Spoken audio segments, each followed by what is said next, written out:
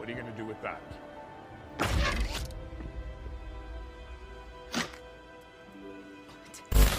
Hello super Indian, मेरा नाम है सत्यम और वीडियो में आगे बढ़ने से पहले हॉकाई एपिसोड 6 के लिए एक बड़ी सी स्पॉइलर वार्निंग। तो आज का एपिसोड शुरू होता है बवंडर से। अब मैं बता दूं कि सीजन फिनाले कई सारे कैरेक्टर मूवमेंट, कुछ रिवील्स और ग्राउंड एक्शन से भरा हुआ था। अब मैं ये चीज क्लियर कर दूं कि ये एपिसोड एमसीयू के किसी भी बिग प्रोडक्शन जैसा तो बिल्कुल भी नहीं था। ये अपनी थीम की तरह एक light hearted Christmas MCU show है। तो एपिसोड के स्टार्टिंग में ही उन्होंने बिना कोई टाइम वेस्ट किए किंगपिन की एंट्री करवा दी। अब कैरेक्टर की पर्सनैलिटी की बात करें तो ये बिल्कुल डेयरडेविल के किंगपिन वाली पर्सनैलिटी लगती है। अब जाहिर सी बात है कि इस कैरेक्टर को वापस से विंसेंट सर ही प्ले कर रहे हैं, तो वो वैसा ही प्ले करेंगे जैसा वो हमेशा करते आए हैं। और मोस्ट प्रोबेबली ये कैरेक्टर डेयरडेविल शो से ही कैनन होंगे। और जैसा कि हमने हमारे हॉकाई के एपिसोड 5 वाले ब्रेकडाउन में बताया था कि एपिसोड 1 में उसी बिल्डिंग में पार्टी हो रही थी जिस बिल्डिंग को डेयरडेविल सीजन 3 में किंगपिन ने खरीदा था। और वैसे एमसीयू ने इसे अभी ऑफिशियली कंफर्म तो नहीं किया है, लेकिन ये आप मोस्ट प्रोबेबली मान के चलो कि ये सारे कैरेक्टर्स नेटफ्लिक्स के डेयरडेविल की सीरीज से कनेक्टेड होंगे। अब जैसा कि सबने गैस कर रखा था कि एलेनोर या अरमांड की डेथ और इस पूरे प्लॉट में जो भी चीजें हो रही हैं उन सबके पीछे की वजह होगी, और शो में भी बिल्कुल ऐसा ही हुआ। लेकिन इन सबसे एक चीज अच्छी हो गई कि जैक जो हम सबको विलन लग रहा था वो इनोसेंट निकला। और तुम लोगों ने क्या क्या थ्योरी बना ली थी वे कि रॉनिन का सूट पहन के जैक ने माया के फादर को किल किया होगा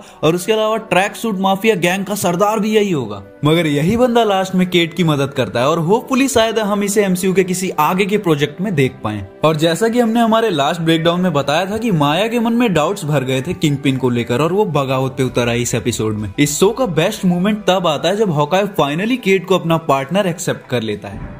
सो क्लियरली केट अब नेक्स्ट हॉकाई और नेक्स्ट एवेंजर बन चुकी है। अब शो का प्लॉट बेसिकली ये था कि किंगपिन एलेनोर को मारना चाहता था क्योंकि वो उसका क्राइम सिंडिकेट छोड़ना चाहती थी। एलिना हॉकाई को मारना चाहती थी नताशा का बदला लेने के लिए, और हॉकाई और केट सबको बचाना चाहते थे। यानी आप डेविल के पीछे, डेविल आपके पीछे, टू मच फन। तो ये एपिसोड काफी लाइनर था। केट और एलेना का एलिवेटर सीन, उनकी फाइट और उनकी बातें, ये डेफिनेटली हिंट करता है कि ये केट और एलेना के जरिए हमें हॉकाई और नताशा वाली वाइब दे रहे थे। अब कई फैंस को ये डेवलपमेंट वियर्ड लग सकता है कि एलेना जो कि बचपन से ही एक ट्रेंड ब्लैक विडो असैसिन है, वो केट को न्यूट्रलाइज कैसे नहीं कर पाई जो कि एक अनट्रेंड लड़की है। तो मेरे दोस्त बिल्कुल कर सकती थी, लेकिन आने वाली नेक्स्ट एवेंजर मूवी में इन दोनों की केमिस्ट्री भी तो दिखानी है। अब फिनाले का जो फाइट सीन था जिसमें लार्पर्स और जैक ने भी साथ दिया था, वो एमसीयू के किसी बड़े फाइट सीन जैसा बिल्कुल भी नहीं लग रहा था। लेकिन हमें ध्यान रखना चाहिए कि ये नॉर्मल लोग हैं, कोई सुपर पावर नहीं। फिर भी इतने सारे ट्रैक सूट माफिया के लोग वर्सेस केट और क्लिंट की वो लास्ट फाइट काफी औसम थी। ये दोनों एक दूसरे को कॉम्प्लीमेंट भी दे रहे थे और उनका टीम वर्क टॉप नॉच था। अब ये फाइट सीन इतना वेल कोरियोग्राफ था कि इन्हें किसी बड़े विलन की जरूरत ही नहीं थी इस फाइट को एंजॉयबल बनाने के लिए। मूवी के एक सीन में कॉमकास्ट बिल्डिंग और मेट लाइफ बिल्डिंग को भी दिखाया गया है। अब अगर आपको नहीं पता तो मैं बता दूं कि MetLife building exact New York में वही जगह है जहाँ पे स्टार्क टावर बिल्डिंग को वीएफएक्स से दिखाया गया है, और कॉमकास्ट बिल्डिंग भी मार्वल कॉमिक्स में एग्जिस्ट करती है।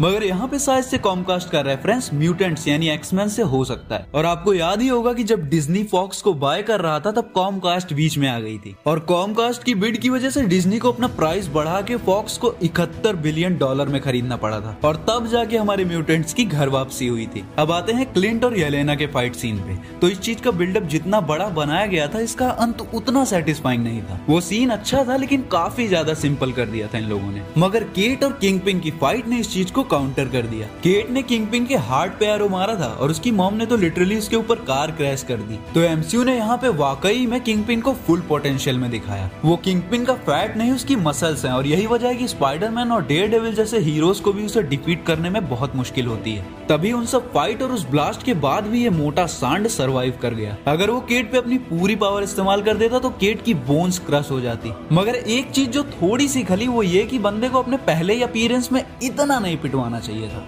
अब वैसे तो केट ने सही किया अपनी मॉम को जेल भिजवाकर, लेकिन वो जेल से बाहर निकलने के बाद भी क्राइम सिंडिकेट चला सकती है। अब नेक्स्ट बात करते हैं कि जब इको किंगपिन के सामने गन लेकर खड़ी होती है। अब ये scene directly one of the best Daredevil comic man without a fear parts of a whole से लिया गया है। हाँ, वो बात अलग है कि इसमें बिल्डअप और कैरेक्टर डेवलपमेंट का चांस ही नहीं मिला। अब मुझे लगता है कि वो गन शॉट हमें इसलिए नहीं दिखाया गया कि नेक्स्ट इको सीरीज वहीं से कंटिन्यू होगी, जहाँ या तो वो किंगपिन को मार नहीं पाएगी या डेयरडेविल आके उसे रोकेगा। वैसे ये बस एक थ्योरी है, लेकिन इतना तो कंफर्म है कि किंगपिन मारा नहीं है। अब फिनाले का लास्ट सीन जिसमें हॉकाई लॉरा को वो घड़ी देता है, उसके बारे में हमने हमारे लास्ट वाले हॉकाई वीडियो में पिछली बार ही बता दिया था। मगर आप लोग वीडियो देखो तब ना, हमने हमारे पिछले वीडियो में ही बता दिया था कि मोस्ट प्रोबेबली लॉरा ही मॉकिंग बर्ड है। नाउ कॉमिक्स में क्लिंट की वाइफ मॉकिंगबर्ड थी जो कि एक सील्ड एजेंट थी, और एज ऑफ अल्ट्रॉन में टोनी लॉरा को टॉन्ट भी मारता है कि वो एक एजेंट है। और अगर थ्योरी की माने तो किड्स होने के बाद मॉकिंगबर्ड ने अपना नाम लॉरा रख लिया और क्लिंट के साथ एक आम जिंदगी गुजारने लग गई, क्योंकि जितनी इन्फॉर्मेशन उसके पास है there could be a big connection. अब बेसिकली फिनाले के हिसाब से इस एपिसोड में उतना कुछ नहीं था, कुछ कॉमिक रेफरेंसेस थे और कुछ ग्राउंड लेवल फाइट्स। तो ये शो आपको एमसीयू के बाकी शोज से अंडरवेलमिंग लग सकता है, मगर मेरा पर्सनल ओपिनियन ये है कि इस शो ने एमसीयू के काफी सारे फ्यूचर प्रोजेक्ट और प्लॉट का डेवलपमेंट कर दिया है, और इसके साथ साथ स्ट्रीट लेवल स्टोरीज को भी चांस दिया है, क्योंकि एनिमीज हमेशा दूसरे प्लेनेट से ही नहीं आते हैं या फिर वो हमेशा ओवर पावर्ड ही नहीं होते हैं। एमसीयू का हर शो डिफरेंट टाइप के लेवल्स को हिट कर रहा है, तो ये एक अच्छा क्रिसमस सुपर हीरो शो था। तो गाइज ये था हमारा वीडियो हॉकाई एपिसोड 6 को लेकर। तो अगर आपको वीडियो अच्छा लगा तो वीडियो को लाइक करो, अपने दोस्तों के साथ शेयर करो, और आप बताओ कि आपको हॉकाई का ये एपिसोड फिनाले कैसा लगा। तो मिलते हैं नेक्स्ट वीडियो में, तब तक के लिए bye. May the force be with you.